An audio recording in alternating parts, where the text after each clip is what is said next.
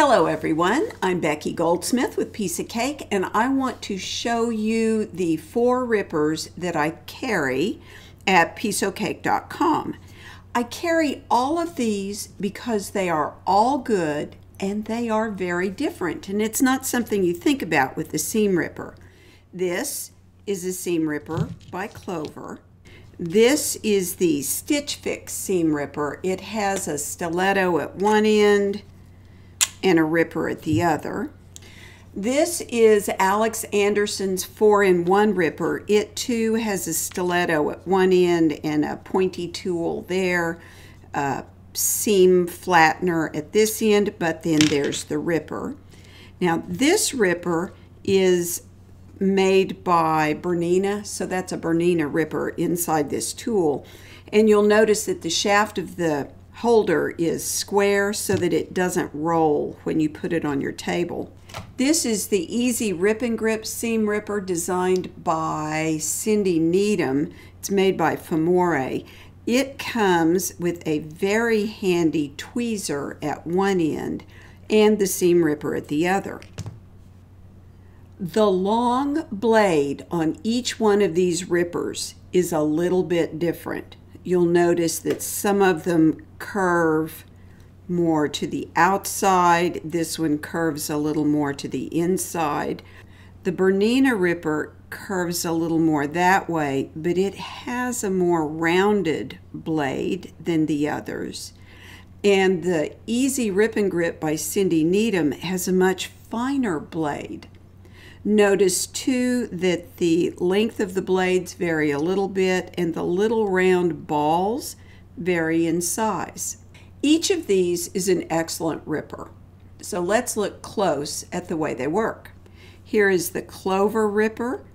I am right-handed. I typically come at the fabric with the ripper flat on the side, and I pop about every 3rd or 4th stitch.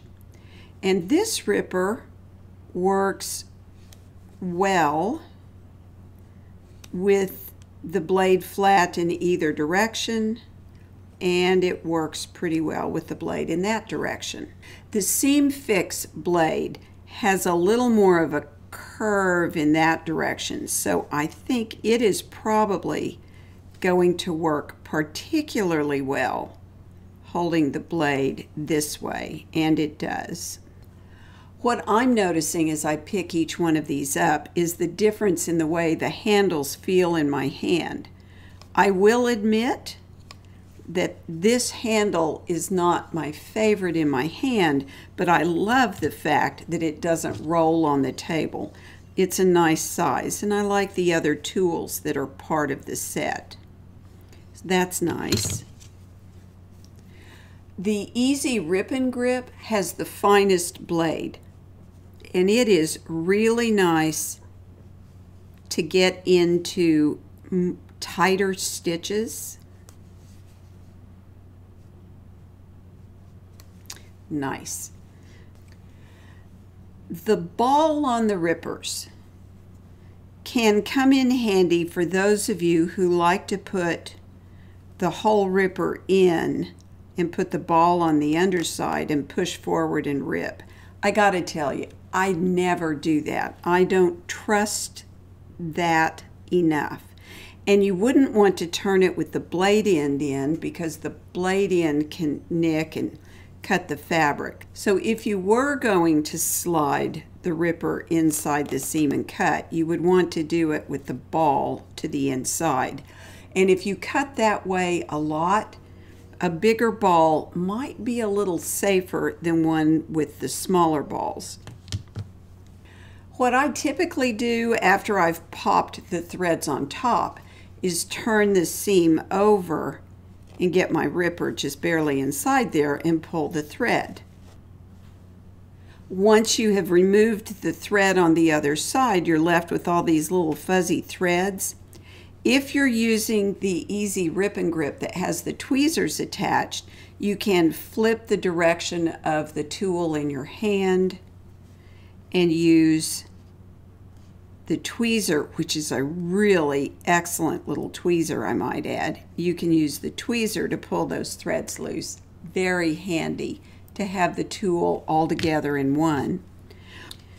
Or you can use the ridged end of the seam fix tool to erase away the threads. If you do this, you'll want to be careful not to cause the outer edges to fray or to stretch, but it doesn't take much effort to brush those away. And you can use this from either side, either the fuzzy side or the other side. Each of these tools comes with a way to cap off the pointy end of the ripper. So while you're using the ripper, be careful not to lose whatever your little cover is. The Easy Rip and Grip comes with these little silicone protectors for the ends of the tool. Now I can tell you, when you put this into the case, put it with the hinge end in, because otherwise one or the other of these little silicone caps will get stuck down in the bottom there, and it's really hard to get out. The other thing that Cindy designed to go with her tool is a magnet that you can stick to your sewing machine, and then this will stick to it, and that keeps your tool, your ripper, always in reach. I am particular about the hand sewing tools that I use and the hand ripping tools that I use. I have and use each of these rippers because sometimes you'll pick one up and it's not exactly working right for that particular ripping job, and a different ripper works better. And the reason is because the shape of the blades are different enough to make one work better in one situation and another one work better in another situation, and you don't usually know that until you're in the middle of a ripping job. I hope you've enjoyed this up close and personal look at these 4 rippers.